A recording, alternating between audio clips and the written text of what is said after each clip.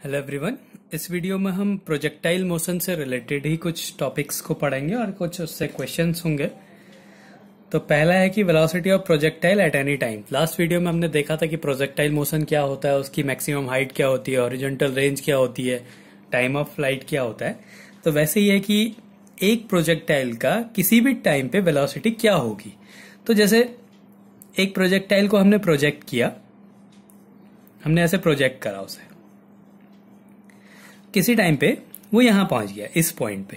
तो इस पॉइंट पे उसकी दो वेलोसिटीज होंगी। जैसे ये वेलोसिटी है और ये हॉरिजॉन्टल से थीटा एंगल बना रही है। तो इस वेलोसिटी के दो कंपोनेंट होंगे, एक होगा हॉरिजॉन्टल कंपोनेंट, एक होगा vertical component. Horizontal component Vx और वर्टिकल कंपोनेंट Vy। प्रोजेक्टाइल है किसी टाइम पे, ये किसी टाइम पे उसकी पोजीशन है। अब हमने इस पॉइंट पे उसकी वेलोसिटी निकालनी है। तो अब यहां पे क्या है, दो वेक्टर्स, एक वेक्टर है Vx, जो वेलोसिटी है वो एक वेक्टर क्वांटिटी होती है, एक वेक्टर है Vx, एक वेक्टर है Vy।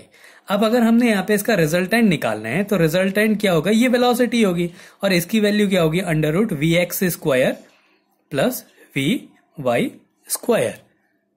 अगर दो वेक्टर्स एक दूसरे के परपेंडिकुलर हैं तो उनका रिजल्टेंट जो होता है under root Vx square plus Vy square होता है। ये हम ट्रायंगल लॉ और पैरेललोग्राम लॉ में देख चुके हैं। तो अगर हमें इसकी यहाँ पे वेलोसिटी निकालनी है, इसका मतलब हमने क्या करना है, उसकी उस वेलोसिटी का हॉरिजॉन्टल कंपोनेंट और वर्टिकल कंपोनेंट का स्क्वायर करके ऐड करके उसका स्क्वायर रूट कर देना है। ये इसकी वेलोसिटी होगी। अब हम इसकी ये हॉरिजॉन्टल कंपोनेंट और वर्टिकल कंपोनेंट्स को फाइंड कर सकते हैं। देखिए कैसे करेंगे।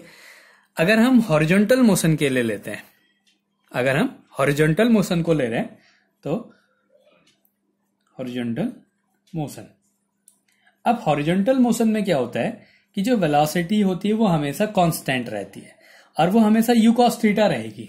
तो जो इसका हॉरिजॉन्टल वेलोसिटी है, हॉरिजॉन्टल वेलोसिटी इस वेलोसिटी का x कंपोनेंट है, तो Vx इक्वल टू क्या होगा, u cos थीटा, ये फिक्स रहेगी। तो ये हो गया एक इक्वेशन। हमें Vx की वैल्यू तो पता चल गई, u cos थीटा, किसी भी पॉइंट पे इसकी वैल्यू u cos थीटा ही रहेगी, क्योंकि प्रोजेक्टाइल मोशन में जो हॉरिजॉन्टल कंपोनेंट होता है, हॉरिजॉन्टल वेलोसिटी होती है, वो हमेशा कांस्टेंट रहती है। इसीलिए इसका हॉरिजॉन्टल एक्सेलरेशन भी 0 रहता है। फिर ऐसे ही अगर हम वर्टिकल मोशन के बारे में पढ़ें, वर्टिकल मोशन, तो वर्टिकल मोशन में क्या होगा, एक फॉर्मूला लगा देते हैं, v equals to u plus A T. तो वर्टिकल ले रहे हैं तो Vy equals to uy plus A Y into T. यहां से यहां जाने का टाइम t है। अब देखो फाइनल वेलोसिटी क्या है, Vy। ये Vy की वैल्यू हमने निकालनी है, यहां पे इसकी वेलोसिटी Vy है, तो इसको हमने निकालना है। Vy इक्वल्स टू uy, तो इनिशियली इसका कंपोनेंट क्या था, u साइन थीटा होता है, u sine theta plus acceleration क्या होता है, ग्रेविटी में वर्क करता है, ऊपर जा रहे हैं इसलिए माइनस इंटू टी हो गया। तो जो वर्टिकल कंपोनेंट आ गया इस पॉइंट पे वो हो गया u sine theta minus G T. अब हमें ux भी पता है, uy भी पता है, उसका हॉरिजॉन्टल कंपोनेंट भी पता है और वर्टिकल कंपोनेंट भी पता है। तो अगर हमें इस टाइम पे इसकी वेलोसिटी फाइंड करनी है तो क्या हो जाएगा, under root Vx square plus Vy square, इसको हमने सॉल्व कर देना है। तो क्या हो जाएगा, अंडर रूट Vx की वैल्यू है u cos थीटा, तो ये हो गया u square cos square theta, अब प्लस Vy की वैल्यू है u sine theta minus G T का होल स्क्वायर। इसको सॉल्व कर देते हैं तो हो गया under root u square cos square theta a plus B का whole square, a square plus B square minus 2ab, 2u/g/t sine theta, ये 2ab हो गया। तो ये हो गया इसका होल स्क्वायर का हमने सॉल्व कर दिया। अब u square cos square theta plus u square sine square theta, इसमें u स्क्वायर कॉमन आ जाएगा, cos square theta plus sine square theta 1 हो गया। तो ये हो गया अंडर रूट, इसको सॉल्व करके u square plus G square T square minus 2u/g/t sine theta. तो ये इसका फॉर्मूला हो गया। इससे हम किसी भी टाइम पे उसकी वेलोसिटी को फाइंड कर सकते हैं। अगर हमें इनिशियल वेलोसिटी पता है, किस एंगल पे प्रोजेक्ट किया है ये पता है, तो हम ये टाइम की वैल्यू कोई भी टाइम दिया है उसमें उसकी वैल्यू को पुट करेंगे, आंसर आ जाएगा। तो ये हो गया velocity of projectile at any time. अब इसका दूसरा टॉपिक है कि इनिशियल वेलोसिटी, किसी भी प्रोजेक्टाइल की इनिशियल वेलोसिटी और फाइनल वेलोसिटीज हमेशा सेम रहती हैं। Initial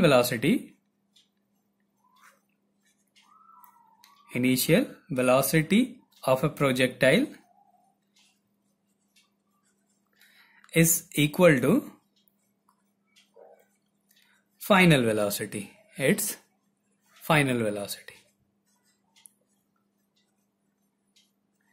Initial velocity of a projectile is equal to its final velocity, ये हमने प्रूफ करना है। तो अब हमने क्या करना है, यहां पे इसकी वेलोसिटी माना u वेलोसिटी से प्रोजेक्ट कर रहा है और ये यहां पे आ गया नीचे v वेलोसिटी से। अब हमने देखना है ये u और v जो है सेम होना चाहिए। अभी अभी हमने निकाला कि किसी भी टाइम पे वेलोसिटी होती है u square plus G square T square minus 2u g t sine theta. अगर हम यहाँ पे पूरा टाइम ले लें, यहां से यहां जाने का टाइम ले लें और उसकी वैल्यू पुट कर दें तो ये क्या आ जाएगी, इसकी फाइनल वेलोसिटी। इस पॉइंट पे इसकी वेलोसिटी क्या है ये हम फाइंड करेंगे। अब एक प्रोजेक्टाइल को यहां से यहां जाने में जो टाइम लगता है वो क्या होता है, टाइम ऑफ फ्लाइट, जिसकी वैल्यू होती है 2u साइन थीटा अपॉन जी। हमें पता है कि जो t होता है वो होता है 2u साइन थीटा अपॉन जी। एक प्रोजेक्टाइल को प्रोजेक्ट होने पे दोबारा से जहां से प्रोजेक्ट कर रहे हैं उसी सरफेस पे आने पे जो टाइम लगता है वो होता है 2u साइन थीटा अपॉन जी। और हमें पता है वेलोसिटी का फॉर्मूला ये होता है, अगर हम टाइम की value 2u sine theta upon G निकाल रख दें तो वो पता चलेगा कि इसकी यहाँ पे वेलोसिटी क्या है। तो यही पुट कर देते हैं, v इक्वल्स टू हो गया under root u square plus G square, T square की वैल्यू हो गई 4u square sine square theta upon G square minus 2u G, T की वैल्यू पुट कर देते हैं 2u sine theta upon G into sine theta. हमने सारी values को पुट कर दिया, इससे कैंसिल हो गया, इससे कैंसिल हो गया, इसको सॉल्व कर देते हैं। Equals to under root u square plus ये हो गया 4u square sine square theta minus 2u ये है 2u ये है तो 4u स्क्वायर और sine theta sine square theta हो गया। ये plus 4u square sine square theta, ये minus 4u square sine square theta, तो ये 0 हो गया। तो जो वैल्यू आ गई अंडर रूट u स्क्वायर मतलब u आ गया। तो फाइनल वेलोसिटी किसके इक्वल आ गई, इनिशियल वेलोसिटी के इक्वल आ गई। तो हमने देखा कि किसी भी प्रोजेक्टाइल का किसी भी टाइम पे जो वेलोसिटी होती है वो होती है u square plus G square T square minus 2u G T sine theta. फिर अगर हम यहाँ पे t की वैल्यू टाइम ऑफ फ्लाइट रख दें 2u साइन थीटा अपॉन जी रख दें तो हमें ये मिलेगा कि उसकी फाइनल वेलोसिटी और इनिशियल वेलोसिटीज सेम होती हैं। तो ये तो थे दो इसके टॉपिक। अब इससे रिलेटेड कुछ क्वेश्चंस को सॉल्व करते हैं। तो पहला क्वेश्चन है the horizontal ranges are equal when projectile is thrown at complementary angle. अगर हम किसी प्रोजेक्टाइल को कॉम्प्लीमेंट्री एंगल्स पे प्रोजेक्ट करते हैं तो उनकी हॉरिजॉन्टल रेंज सेम रहती है। तो ये क्वेश्चन है the horizontal ranges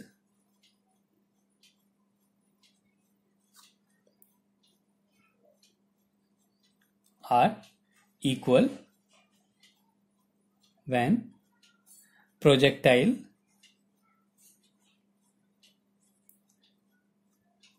is projected at complementary angles, is thrown at complementary angles. Complementary angles. अगर हम किसी प्रोजेक्टाइल को कॉम्प्लीमेंट्री एंगल्स पे प्रोजेक्ट करते हैं तो उनकी हॉरिजॉन्टल रेंजेस सेम होती हैं। अब कॉम्प्लीमेंट्री एंगल का मतलब क्या है, अगर एक एंगल थीटा है तो दूसरा एंगल क्या होगा 90 माइनस थीटा। अगर हम किसी प्रोजेक्टाइल को थीटा या 90 माइनस थीटा एंगल पे प्रोजेक्ट करेंगे तो उनकी हॉरिजॉन्टल रेंज सेम होगी, ये हमने प्रूफ करना है। अब हमें पता है कि जो आर होता है हॉरिजॉन्टल रेंज का जो फॉर्मूला होता है वो होता है u square sine 2 theta upon G होता है। अब हम यहाँ पे एक बार R1 के लिए लेते हैं, जब थीटा पुट करना है तो ये हो जाएगा U square sine square theta sine 2 theta upon G. तो ये आ गया R1 की वैल्यू। ऐसे ही अगर हम R2 निकालें तो हमने क्या करना है, थीटा की जगह 90 माइनस थीटा रख देना है, U square sine 2 90 minus theta upon G. तो ये हो जाएगा यू स्क्वायर साइन 2 से मल्टीप्लाई होगी 180 minus 2 theta upon G. Sine 180 minus theta sine theta ही होता है, तो ये हो गया U square sine 2 theta upon G. तो मतलब जो R2 की वैल्यू है वो R1 के इक्वल है, U square sine 2 theta upon G. यहाँ पे भी U square sine 2 theta upon ji.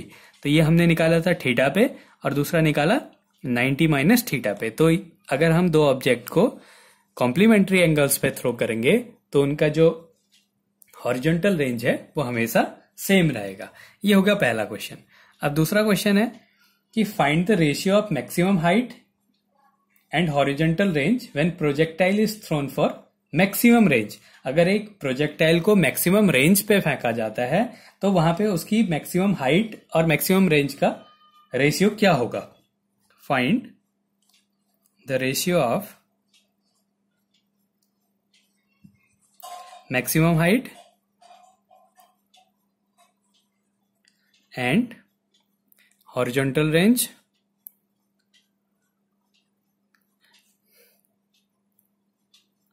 maximum height and horizontal range when projectile is thrown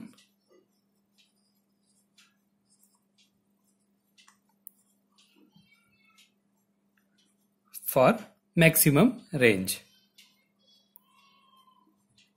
अगर एक प्रोजेक्टाइल को मैक्सिमम रेंज पे फेंका जाता है तो उसकी मैक्सिमम हाइट और मैक्सिमम रेंज का रेशियो क्या होगा, ये हमने बताना है। अगर हम किसी प्रोजेक्टाइल को मैक्सिमम रेंज के लिए फेंक रहे हैं तो इसका मतलब हमने कितने एंगल पे फेंकना होता है, उसे 45 डिग्री पे फेंकना होता है। ये हमने जब प्रोजेक्टाइल मोशन की रेंज के बारे में पढ़ा था तब भी देखा था कि अगर हम एक ऑब्जेक्ट को 45 डिग्री पे प्रोजेक्ट करेंगे तो उसका जो रेंज होगा वो मैक्सिमम होगा।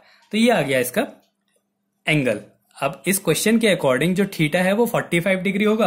अब इसी 45 डिग्री में हम इसकी हाइट और रेंज का रेशियो निकाल देंगे।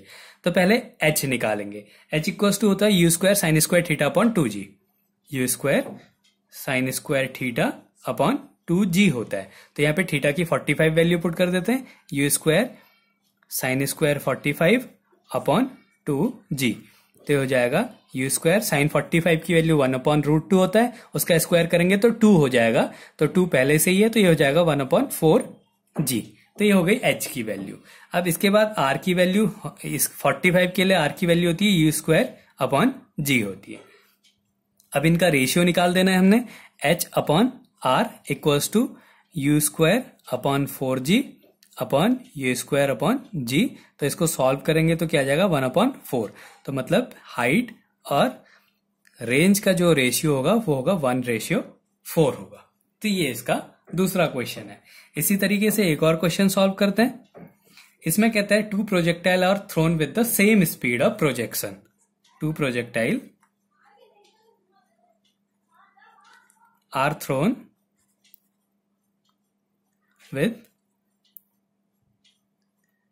with the same speed of projection।